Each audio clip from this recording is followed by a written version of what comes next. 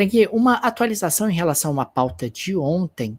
Nós tivemos a aprovação na Câmara dos Deputados dos Estados Unidos da One Big Beautiful Bill, aquela legislação sobre a qual nós falamos ontem aqui no Petit Jornal, uma legislação que deve ter, de acordo com a próprios órgãos governamentais, segundo o secretário, mais especificamente o escritório de orçamento do Congresso, deve ter um impacto de algo em torno de 3,8 trilhões de dólares na dívida do governo americano ao longo dos próximos anos. E a lei foi aprovada de maneira muito apertada, Tanguy. A lei foi aprovada por 215 a 214. Caramba. Nós tivemos aí todos os democratas votando contra e 2 republicanos também votando contra, depois de intensos debates. E o interessante é que esses 2 republicanos que votaram contra argumentaram justamente preocupações com a questão fiscal, que sempre foi uma questão importante para os republicanos. Os republicanos sempre se colocaram ali como defensores da questão fiscal, do equilíbrio das contas públicas, acusavam os democratas de serem perdulares e tal, mas o que a gente está observando é que com o Trump tudo acaba sendo um pouco diferente. Esse partido republicano é bem diferente do que já foi no passado. De qualquer maneira, a gente está falando de uma lei que permite aí uma série de desonerações, como nós vimos ontem, né? Traz isenções, inclusive para alguns recebimentos, como é o caso das gorjetas, que nos Estados Unidos são muito importantes e passariam a ser isentas. E você tem também aumentos de gastos na contratação de guardas de fronteira. Olha que coisa meio, às vezes pode parecer um pouco desconexa, né, dentro de uma peça que tem por finalidade reduzir impostos, mas foi algo que foi incluído nesse projeto e foi considerado importante para uma parte dos republicanos que acabaram pedindo esse tipo de medida para que o projeto fosse apoiado. Vamos acompanhar, mas o impacto sobre o endividamento do governo americano não vai ser pequeno.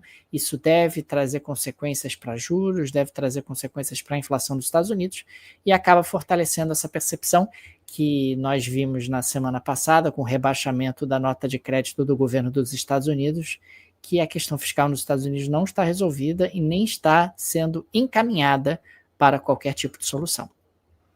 Daniel, como último comentário aqui, como última pauta de política internacional, eu queria trazer a Romênia. Nós tivemos a eleição na Romênia, que aconteceu no último domingo. Então, só para a gente conseguir ter um contexto, né, do que aconteceu no último domingo e o que aconteceu hoje, né, que é o motivo que eu trago essa pauta aqui, a gente teve o primeiro turno das eleições, que aconteceu no início de maio, em que nós tivemos uma vitória do candidato da extrema-direita, né, o Jorge Simion. Ele obteve 40,9% dos votos no primeiro turno, contra 21% do prefeito de Bucareste, né, que é o Nikos Ordan, né?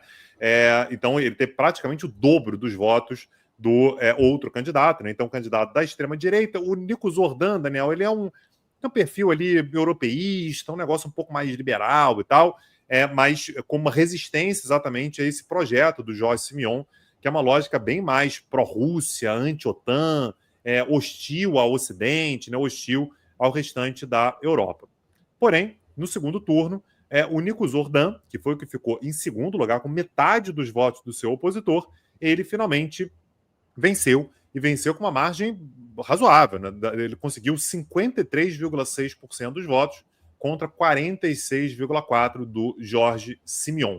Então, a gente está falando aí sobre 829 mil votos de diferença, não é pouca coisa. A gente está falando sobre um país que tem cerca de 19 milhões de habitantes. Então, quando a gente fala sobre 829 mil votos, é bastante.